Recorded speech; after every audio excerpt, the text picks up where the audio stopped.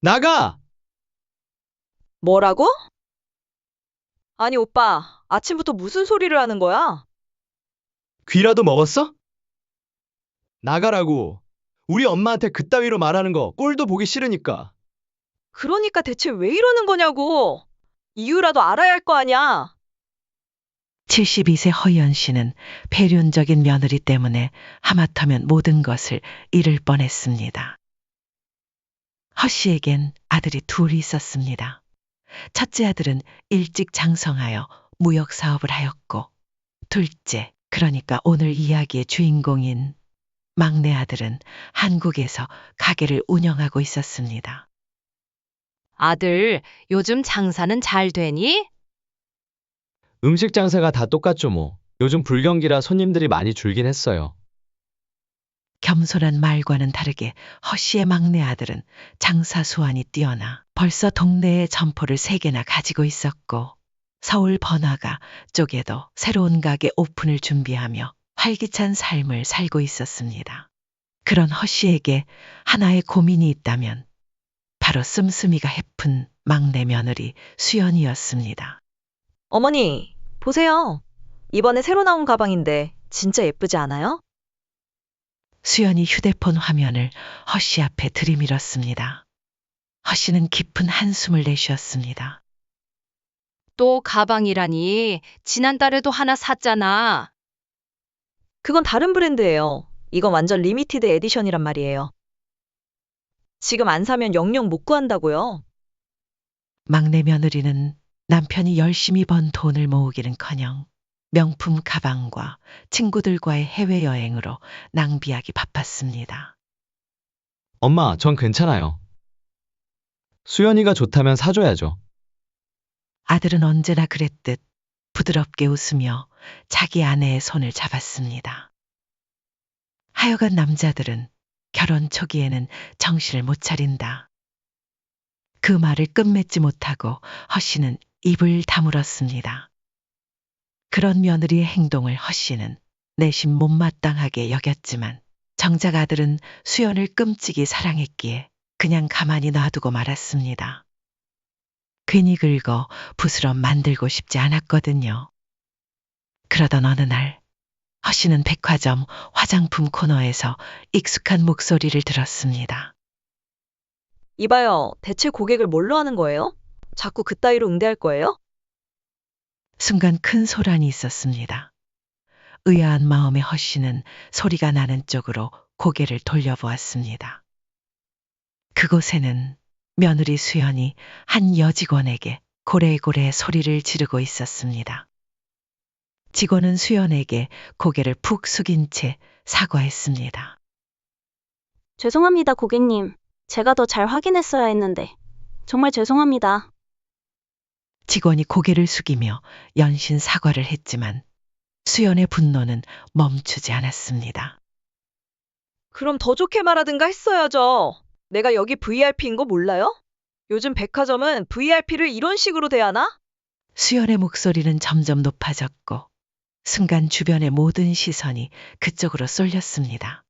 지금 당장 여기 책임자 나오라고. 당장? 죄송합니다, 고객님. 제발 진정하세요. 진정? 내가 지금 진정하게 생겼어? 너 같은 거 말고 책임자 나오라고 하라고. 어린 직원은 어쩔 줄 몰라 하다 결국 무릎까지 꿇고 말았습니다. 고객님, 정말 죄송합니다. 제발 진정하시고 제 얼굴을 봐서라도 그만해주세요. 아니, 수연이, 제가 지금 뭘 하는 거야? 그 모습을 지켜보던 허 씨가 결국 참지 못하고 며느리에게 다가가려는 순간 수연이 먼저 믿을 수 없는 행동을 했습니다. 내 얼굴을 봐서라도? 그래, 어디 잘 봐줄게. 말과 함께 수연은 직원의 얼굴에 침을 뱉었습니다. 수치심에 얼굴이 빨개진 직원의 몸이 부르르 떨리는 사이 허 씨가 며느리 곁에 도착했습니다. 수연, 너 지금 여기서 뭐 하는 거니? 갑작스러운 시어머니의 등장에 며느리의 얼굴이 굳었습니다. 어머니, 여긴 어쩐 일로? 어쩐 일이긴. 나도 너처럼 백화점에 물건 사러 온 거지. 아니, 그런데 넌 대체 왜 아까부터 죄 없는 어린 아가씨를 괴롭히는 거니?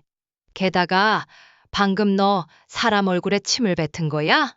허 씨는 얼른 어린 여직원을 일으켜 세우고는 자신의 손수건으로 직원의 얼굴을 닦아주었습니다. 내가 대신 사과할게요. 우리 며느리가 아직 철이 없어서 그래요. 아, 아닙니다, 고객님. 직원은 여전히 트라우마에 시달리는 듯 몸을 떨었지만 허 씨는 그런 직원의 모습이 더 불쌍할 뿐이었습니다. 주변에서 며느리의 행동을 구경하던 사람들이 하나둘 혀를 차기 시작했고 더는 이렇게 있어선 안 되겠다는 생각에 허 씨는 얼른 며느리의 팔을 붙잡고 현장을 벗어났습니다. 수연아, 너 대체 왜 그런 거니? 화가 났어요. 아니, 아무리 화가 나도 그렇지. 어떻게 사람 얼굴에 침을 뱉어? 나는 그런 꼴 살면서 처음 봤다. 정신없이 인파를 벗어나오던 허 씨는 이내 며느리에게 물었습니다. 차는 가져왔니? 아니요, 택시 타고 왔어요. 그럼 내 차 타고 가라. 내가 집에 태워다 줄 테니.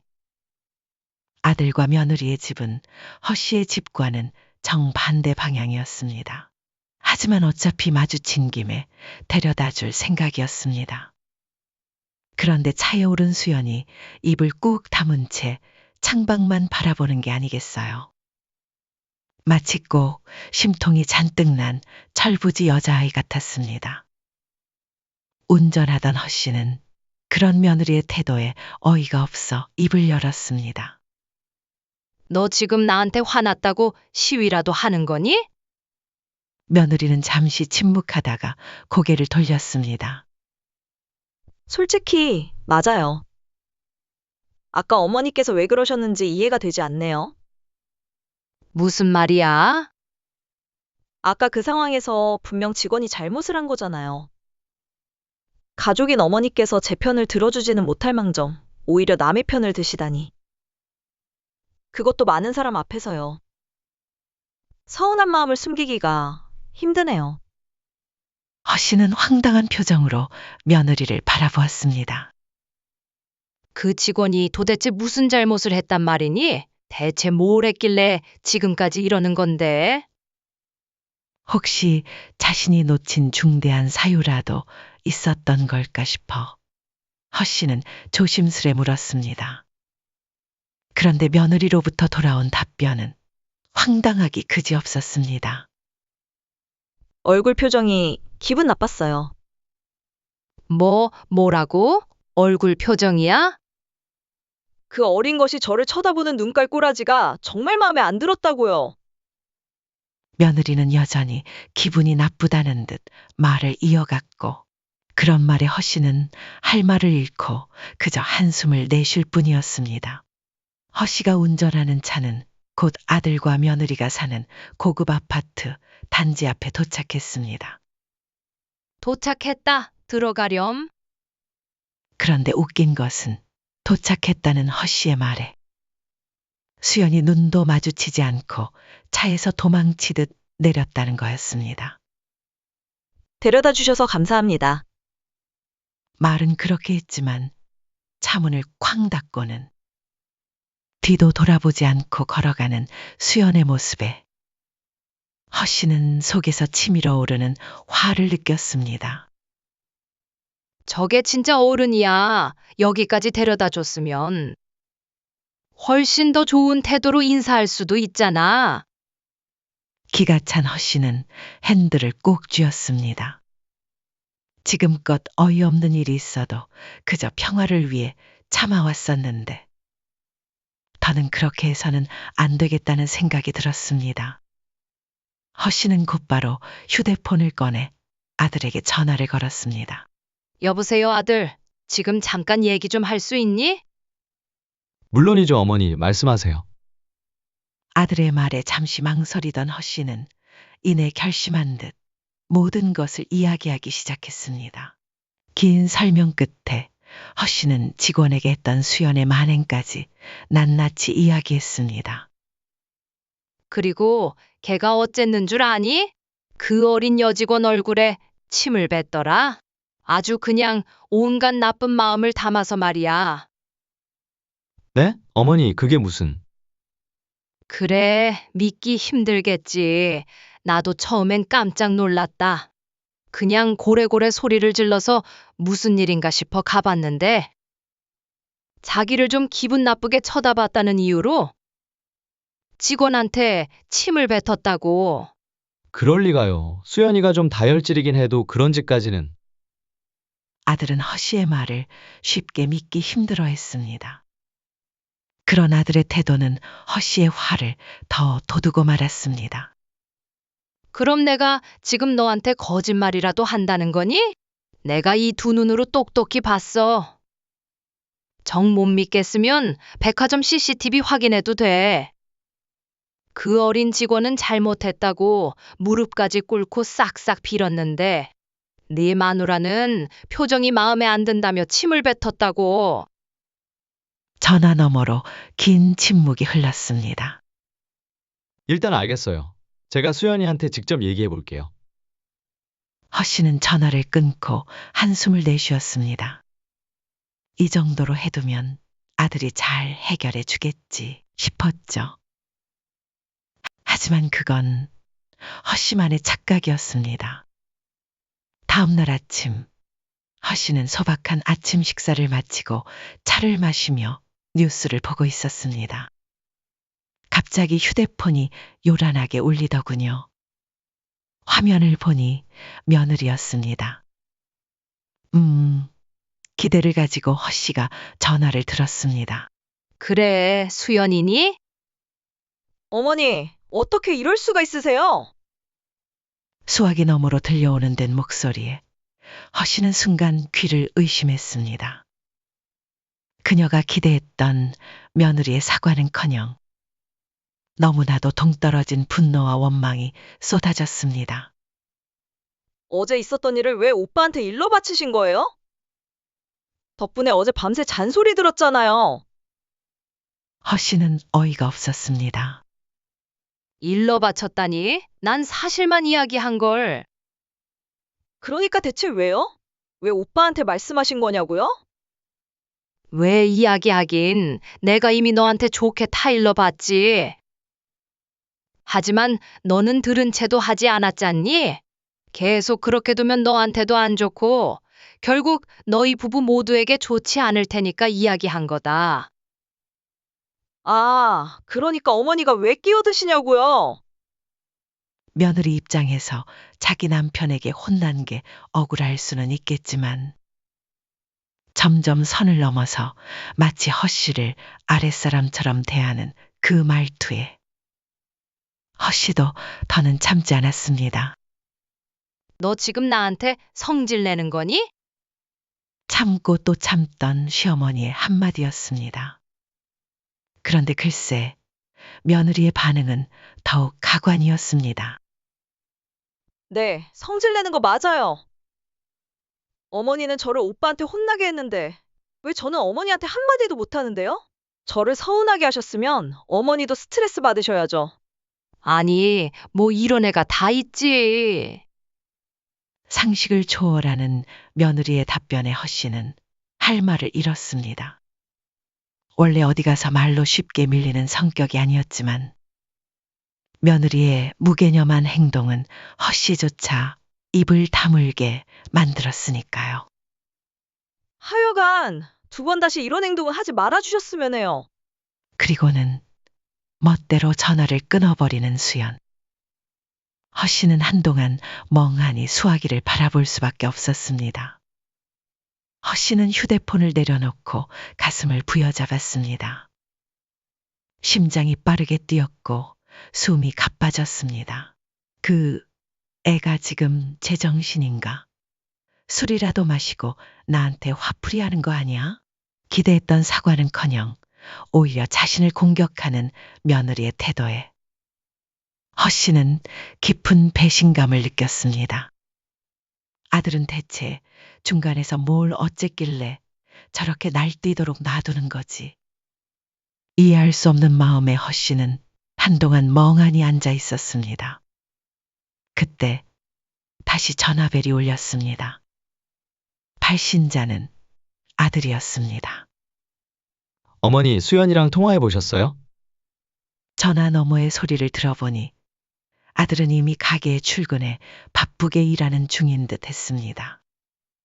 부모의 마음이라는 게 당장 따지고 싶은 마음이 굴뚝 같았지만 바쁜 아들에게 지금 이러는 건 아니지 하는 생각이 먼저 들었습니다. 그래서 허 씨는 감정을 억누르고 사실만 담백하게 이야기하기로 마음먹었습니다. 그래, 그렇지 않아도 방금 전에 통화를 마친 참이다. 수연이가 뭐 때문인지는 모르겠지만 많이 서운해하는 것 같더라. 그래요. 제가 어제 나름대로 잘 이야기한다고 했는데 부족했나 보네요. 아들은 말끝을 흐리며 미안한 기색을 보였습니다. 그렇지 않아도 바쁠 텐데 자기 아내의 기행 때문에 여간 신경이 쓰이는 모양이었습니다. 그나저나 엄마, 사실 드릴 말씀이 있어요. 뭔데 그러니? 그게 수연이 말이에요. 아들이 잠시 망설이다가 조심스레 입을 열었습니다. 수연이 사실 분노 조절 장애요. 병원에서 정식 진단받았고 지금 약 먹고 있어요. 뭐라고? 분노 조절 장애? 뉴스에서나 보던 정신병이 실제로 내 가족에게 있다는 사실에 허 씨는 정신이 번쩍 들었습니다. 아들은 멋쩍은 듯 말끝을 흐렸습니다. 네, 그래서 수연이가 사실 그동안도 충동적인 행동이나 즉흥적인 걸 참기 힘들어했어요. 이번 일도 마찬가지고요. 이야기 듣기로는 백화점에서 직원이 말대꾸를 하는 순간부터 자기도 자기가 아닌 것 같은 행동을 했다고 하더라고요. 허 씨는 입술을 꾹 깨물었습니다. 며느리의 그 경악스러운 행동들에 정신병이 연관되어 있을 줄은 꿈에도 몰랐던 일이었습니다. 그랬구나. 나는 몰랐어. 죄송해요. 미리 말씀드리고 싶었는데. 수연이가 자기 병이 알려지는 걸 정말 싫어해서요. 이해 못하는 건 아니다만 그래도 조금만 더 일찍 말해줬다면 더 나았을 거다. 맞는 말씀이에요. 무튼 간에 수연이를 좀 더 이해해 주실 수 있을까요? 물론 행동이 심했던 건 맞지만 아픈 사람이니까요. 허 씨는 자신 앞에 놓인 주름진 손을 가만히 바라보았습니다. 아들의 간절한 목소리가 가슴에 와닿았습니다. 그래, 알았다. 내가 좀 더 이해해 볼게. 감사합니다, 어머니. 제가 식당 일 좀 마무리하고 주말에 뵐게요. 전화를 끊고 허 씨는 깊은 한숨을 내쉬었습니다. 거실 창밖으로 보이는 하늘은 맑았지만 마음은 복잡하기만 했습니다. 분노 조절 장애라. 이제야 그동안 이해할 수 없었던 며느리의 행동들이 조금씩 퍼즐처럼 맞춰지기 시작했습니다. 갑작스러운 감정 폭발, 과도한 소비, 충동적인 여행까지 모두 그 병 때문이었을까요? 하지만 아무리 그래도 허 씨는 고개를 저었습니다. 아무리 병이 있다고 한들 그걸 핑계로 잘못을 계속한다는 건 옳지 않지. 나도 며느리를 이해하려 노력해야겠지만 수연이도 자기 잘못을 인정할 줄 알아야 할 텐데. 가장 마음에 걸리는 건 며느리가 전화로 폭언을 퍼붓고 나서는 사과 한마디 없었다는 점이었습니다. 아무리 화를 조절하기 어렵다고 해도 이제라도 전화 한 통에서 미안하다고 하는 게 정상 아닌가. 앞으로 수연이랑 어떻게 지내야 할지 허 씨는 깊은 고민에 빠졌습니다. 며느리가 앞으로도 자신에게 함부로 해도 된다고 생각하면 어쩌나. 허 씨는 그런 걱정이 머릿속을 떠나지 않았습니다. 주말이 되었습니다. 허 씨는 아침부터 분주히 음식을 준비했습니다. 아들 부부가 오기로 한 날이었거든요. 며느리는 솔직히 보고 싶은 마음은 없었지만 그래도 아들은 너무나 그리웠습니다. 어머니, 저희 왔어요. 초인종 소리와 함께 현관문이 열렸습니다. 아들이 들어오고 바로 뒤에 며느리 수연이 함께 했습니다. 수연은 평소와 다름없이 화려한 옷차림이었지만 표정은 어디까지나 무표정하고 조금 어두워 보였습니다. 왔구나. 식사 준비 다 됐으니 들어와서 앉아. 허 씨는 일부러 며느리와 눈을 마주치지 않으려 했습니다. 며느리의 분노 조절 장애 진단 소식을 들은 후 조금은 이해해 보려 노력 중이었지만 여전히 마음은 편치 않았습니다. 어머니, 너무 감사해요. 일부러 저희 맞춰서 이런 걸 다 준비해 주시고, 수연은 밝은 목소리로 인사했습니다. 마치 지난번 전화에서 폭언을 퍼붓던 사람이 아닌 것처럼 자연스러웠습니다. 그 모습이 뻔뻔스러울 정도였습니다. 별거 아니다. 들어와. 식탁에 앉은 셋은 조용히 식사를 시작했습니다. 어색한 침묵이 흐르던 그때 아들이 조심스레 입을 열었습니다. 어머니, 지난번에 말씀드린 서울 가게 개업 준비가 거의 끝났어요. 다음 달쯤 오픈할 것 같아요. 그래, 잘 됐구나. 요즘 경기가 어렵지만 우리 아들이라면 충분히 잘 해내고도 남을 거다. 대화가 오가는 사이 갑자기 아들의 휴대폰이 울렸습니다. 죄송해요, 어머니. 일 때문에 온 전화라. 좀 받고 올게요. 아들은 서둘러 자리를 떠났고 거실에는 허 씨와 며느리만 남았습니다. 불편한 침묵이 흘렀습니다. 그래도 어른이니까 하는 마음으로 허 씨가 먼저 입을 열었습니다. 수연아, 거기 물통 있니? 내가 약을 좀 먹어야 하는데 컵에 따뜻한 물 좀 담아서 가져다 줄래? 조금이라도 분위기를 풀어보고 싶은 마음에서 한 말이었습니다. 며느리는 순순히 고개를 끄덕이더니 네, 어머니, 바로 가져다 드릴게요. 며느리는 자리에서 일어나 부엌으로 향했습니다. 얼마 후 따뜻한 물이 담긴 컵을 들고 돌아왔습니다. 여기요, 어머니. 허 씨는 손을 뻗어 컵을 받으려 했습니다. 그런데 컵이 손에 닿기 직전 수연의 손이 살짝 기울어졌고 뜨거운 물이 허 씨의 발치에 쏟아졌습니다. 아, 뜨거워. 다행히 바지가 두꺼워 화상을 입진 않았지만 깜짝 놀란 허 씨는 의자에서 벌떡 일어날 수밖에 없었습니다. 뭐 하는 짓이야? 조심했어야지. 어머, 죄송해요. 손이 미끄러졌네. 수연은 놀란 표정을 지었지만 정작 입꼬리는 살짝 올라가 있었습니다. 그 순간 허 씨의 직감이 소리쳤습니다. 전혀 이건 일부러 한 거야. 너 방금 일부러 그런 거지? 내가 모를 줄 알아? 어머니, 무슨 말씀이세요? 정말 실수였어요. 며느리는 천연덕스럽게 대답했지만 그 눈빛엔 전혀 미안함이 없었습니다.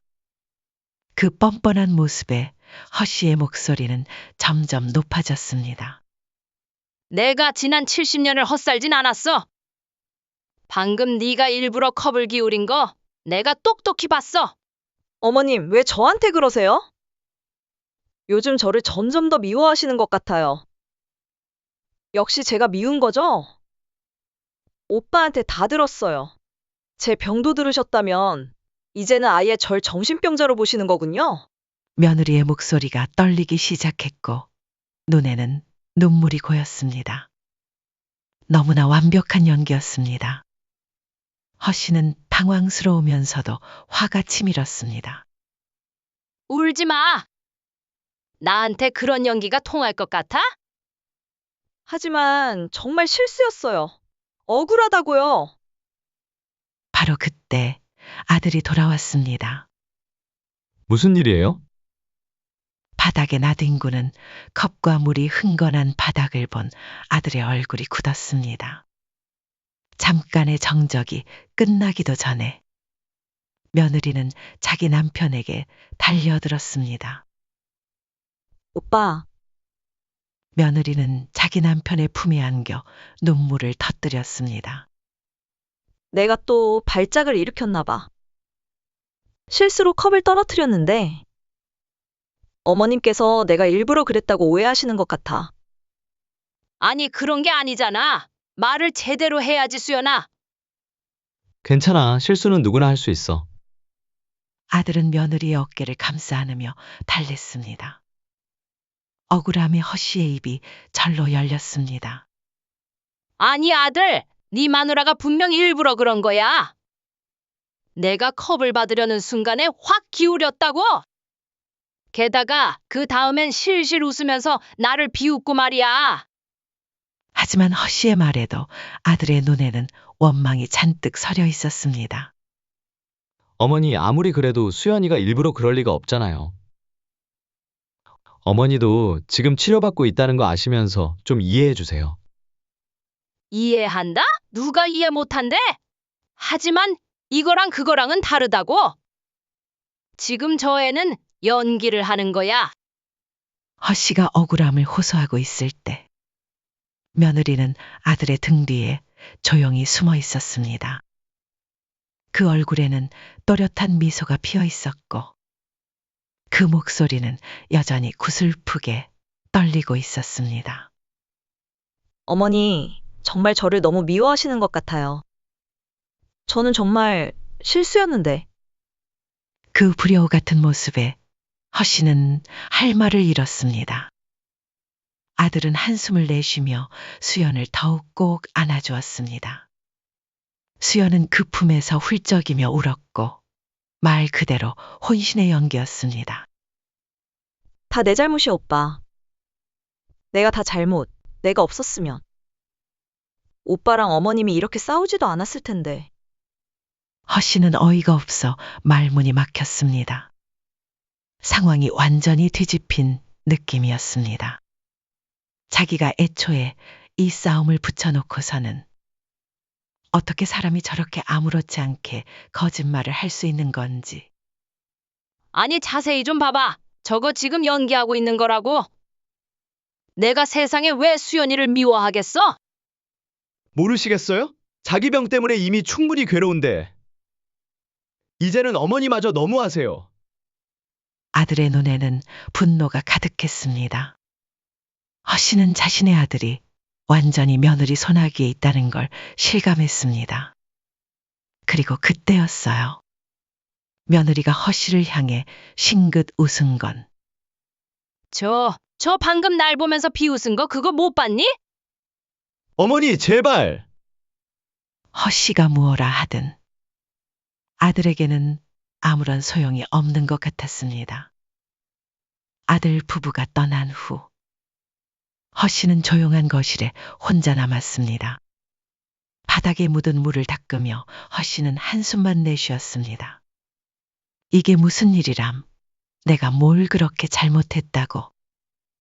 허씨는 방금 있었던 일을 천천히 되짚어 보았습니다. 며느리가 일부러 물을 쏟은 건 분명했지만 그걸 증명할 방법이 없었습니다. 내가 조금만 더 젊었다면 허씨는 마음을 진정시키려 애썼지만 가슴 한편이 뜨끔뜨끔 아파왔습니다. 무엇보다 가장 큰 상처는 자신을 오해한 아들의 차가운 눈빛이었습니다. 하소연이라도 하고 싶은 마음에 평소 자주 연락하던 친구 말자가 떠올랐습니다. 다음 날 허씨는 말자의 집에 도착하자마자 쌓인 이야기를 쏟아냈습니다. 그래서 말이야, 그 애가 일부러 물을 쏟은 거야. 근데 정작 내 아들은 내 말을 믿지도 않고 말자는 허씨의 손을 꼭 잡아주었습니다. 아이고, 정말 다들 너무하네. 너네 아들도 원래 그런 애가 아닌데 왜 그랬을꼬? 내 말이. 나도 처음엔 정말로 그 녀석들을 이해해 보려고 했어.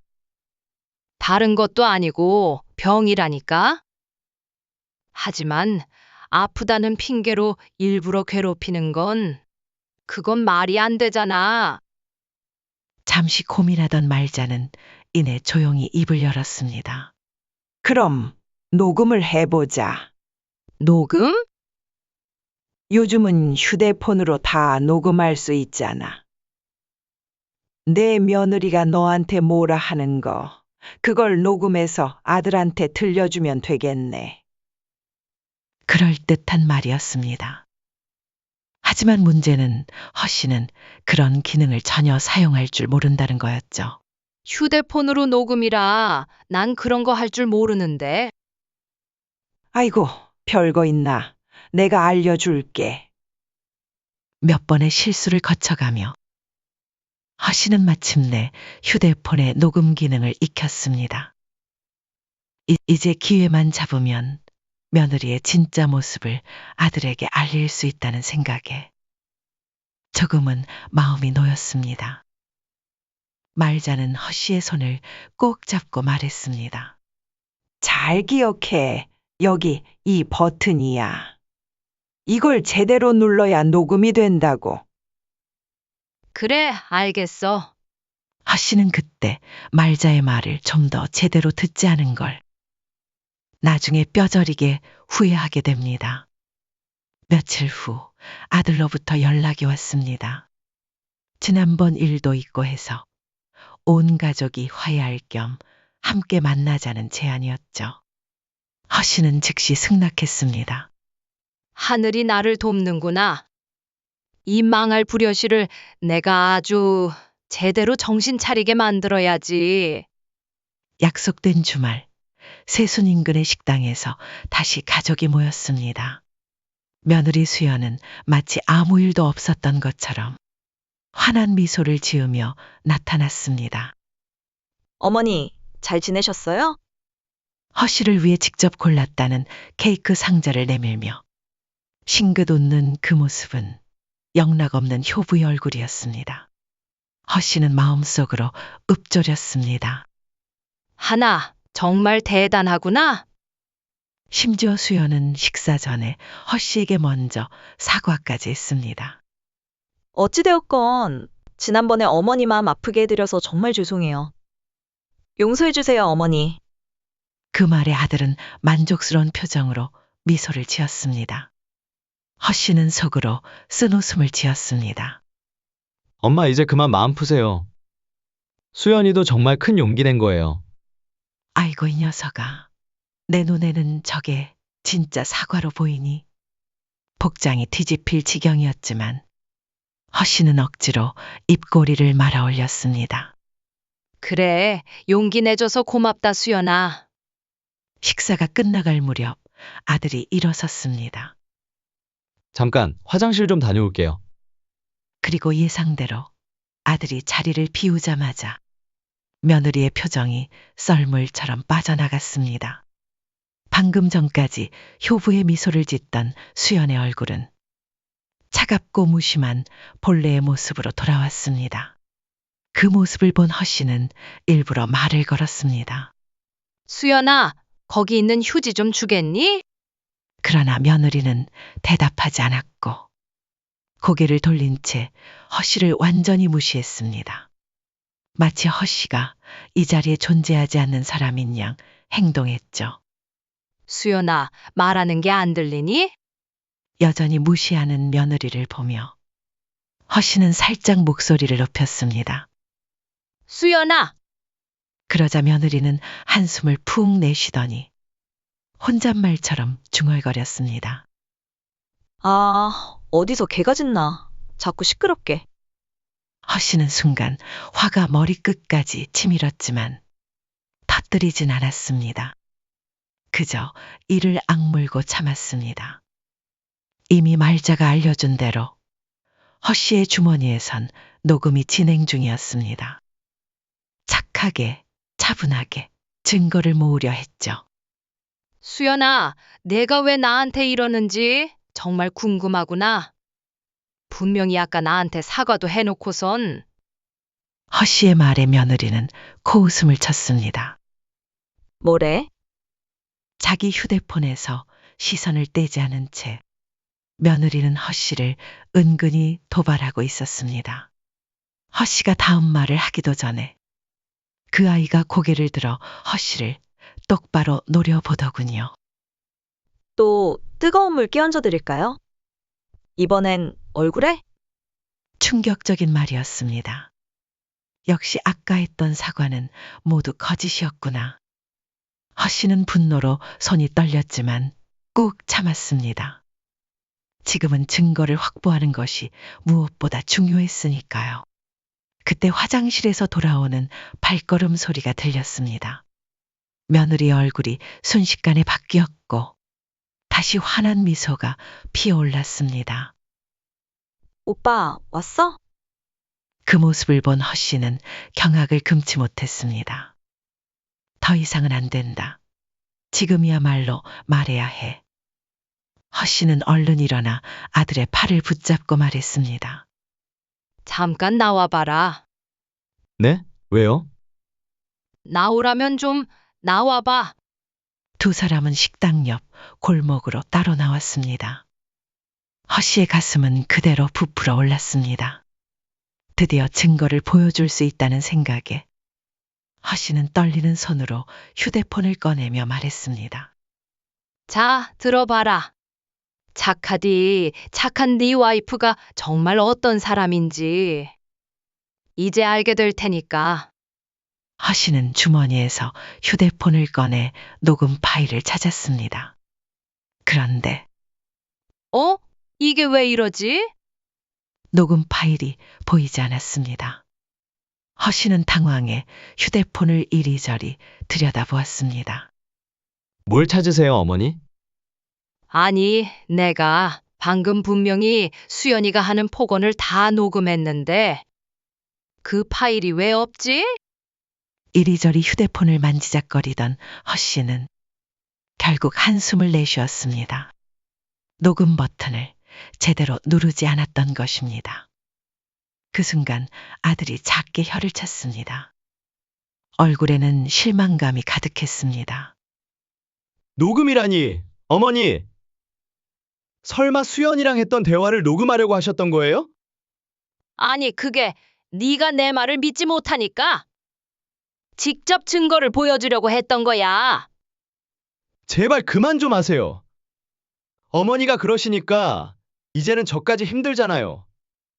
수연이는 그냥 아픈 거라고요. 환자예요. 아들은 화가 난 채 허 씨의 말을 끊고 먼저 안으로 들어가 버렸습니다. 홀로 남은 허 씨는 답답함에 그 자리에 서서 발을 동동 굴렸습니다. 아이고, 이 바보. 왜 녹음 버튼 하나를 제대로 누르질 못해서. 바람이 불어 허 씨의 머리카락을 흐트러뜨렸습니다. 그 순간 식당 창문 너머로 수연의 얼굴이 보였습니다. 며느리는 승리자의 미소를 지으며 허 씨를 똑바로 바라보고 있었습니다. 그날 저녁 허 씨는 집에 혼자 돌아와 주저앉았습니다. 힘이 빠져 일어설 수도 없었습니다. 방 안의 정막 속에서 눈물이 볼을 타고 흘러내렸습니다. 사실을 말해도 내 아들은 내 말을 믿어주지 않는구나. 그래, 어쩌면 당연한 거지. 증거 하나 없으니 서러움이 가슴을 메웠습니다. 평생을 자식을 위해 살아왔는데 이제는 자식의 신뢰마저 잃은 것 같았습니다. 그런데 그때 갑자기 휴대폰이 울렸습니다. 발신자는 아들이었습니다. 어머니, 아들의 목소리는 평소보다 조금 낮고 조심스러웠습니다. 집에 잘 들어가셨어요? 그래 들어왔지. 너는? 저야 뭐, 다른 건 아니고요, 어머니. 아들은 잠시 말을 멈추었다가 이내 조용히 말했습니다. 어머니가 아까 하신 말씀 정말인가요? 아들의 갑작스러운 물음에 허 씨는 숨이 멎는 것 같았습니다. 이대로 끝인 줄 알았는데 다시 기회가 온 거였으니까요. 허 씨는 얼른 입을 열었습니다. 그래, 사실이다. 내가 왜 거짓말을 하겠니? 내가 뭐가 그리 억울해서 녹음까지 하려 했겠냐 말이야. 사실 그래서 전화드렸어요. 잠시 긴 침묵이 흘렀습니다. 어머니가 그렇게까지 하시는 모습을 보니 마음에 걸려서요. 원래 거짓말하는 분이 아니시잖아요. 도대체 뭐가 그렇게 억울하신 건지. 심지어 녹음까지 하시려 하시고. 아들은 잠시 망설이더니 조심스레 말을 이었습니다. 다음 주에 다시 한번 식사 자리를 마련할게요. 대신 그때는 제가 휴대폰 녹음을 직접 할 거고요. 하지만 어머니, 하나만 약속해 주세요.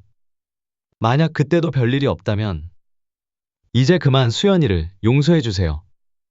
허 씨의 마음에 한 줄기 빛이 스며들었습니다.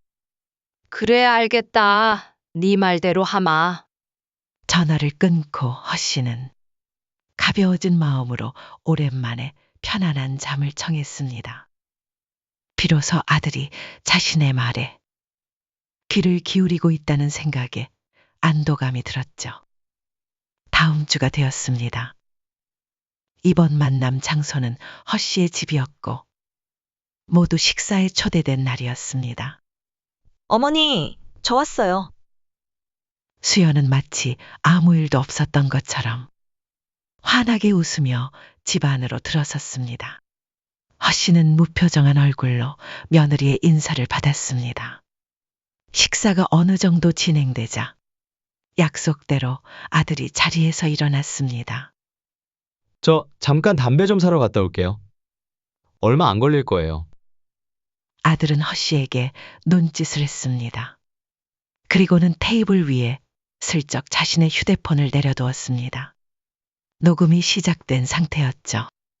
아들이 나가자 허 씨와 며느리 단둘만 남았습니다. 침묵이 흘렀고 이내 허 씨가 조심스럽게 입을 열었습니다. 수연아, 너 정말 나한테 사과할 생각 없니? 그러자 며느리는 냉소적인 표정을 지으며 대답했습니다. 무슨 말씀이세요? 지금이라도 네가 내 발에 물을 일부러 쏟은 것? 그거 솔직히 사과하면 용서해 줄게. 제가 왜 사과를 해요? 그 아이는 허 씨를 조롱하듯 말했습니다. 어차피 어머니한텐 아무런 증거도 없잖아요.